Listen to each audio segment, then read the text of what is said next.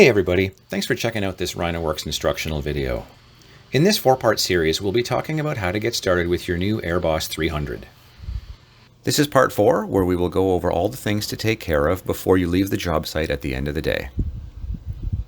Without further ado, I'll turn things over to Lee to get started. Now, we're going to talk about shutdown. We finished spraying for the day, we're done for the day, we're going to close off our unit. When we're finished for the day, we're going to put our wand back in our tank. We're going to close off our ball valves.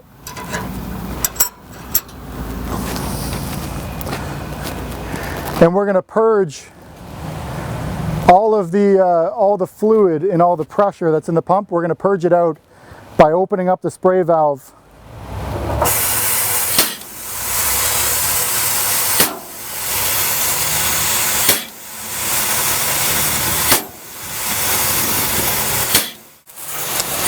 So I've got about half the pressure out of my spray wand.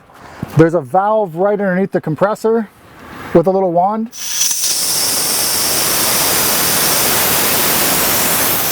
I'm just going to open that up and let my compressor drain, get rid of all the water. And I'm going to open up my pump and make sure I relieve all the pressure from my compressor and all the pressure that's inside my pump before I finish for the day. And as soon as it stops making a loud screeching air noise or water coming out of it, which I can see that there's no more water in my pump, the last thing I'm going to do before I shut everything down is make sure I close all my ball valves again. So I got my spray wand closed at 90 degrees. I'm going to put that away. And with the tank, you could leave it open, but just so that you don't forget to close it again, and following the rule of thumb of making sure everything stays closed and not open, I'm going to close off that connection on the bottom, so when I go to turn it back on again, it's going to pressurize right away. And there you have it. That's everything you need to know about shutting down your machine. About the end of day instructions for your AirBoss. So you're finished, you're going to leave the job site. What should you make sure that you do prior to putting the machine away and transporting it back home? So, obviously first thing is make sure your engine and compressor off. Don't travel with those on the go. At the bottom of your compressor, there's a little valve to drain the pressure out of your tanks. Don't travel with a full tank or a full pressurized tank.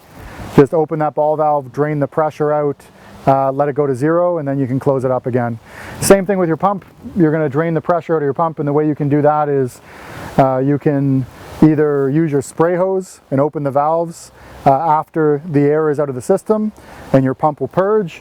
You can also open up your ball valve to go into recirculation, which will drop any pressurized fluid back into the tank and release the pressure. And when you're done, depressurizing, you're going to close off all of your valves. Make sure they stay closed so that the next time you're getting ready to spray, you're ready to go. Obviously, you roll up the hose. On the right-hand side of the hose reel, you've got a locking mechanism that actually locks this hose reel in place.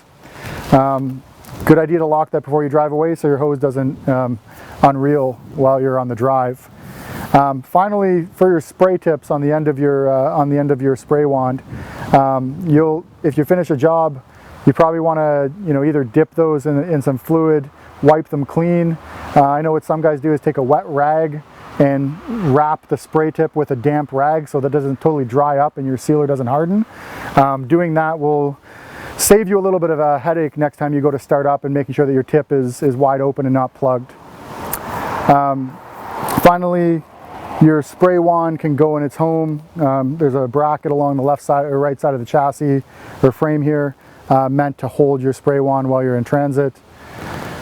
Your manual agitation handle, it's got a lock pin.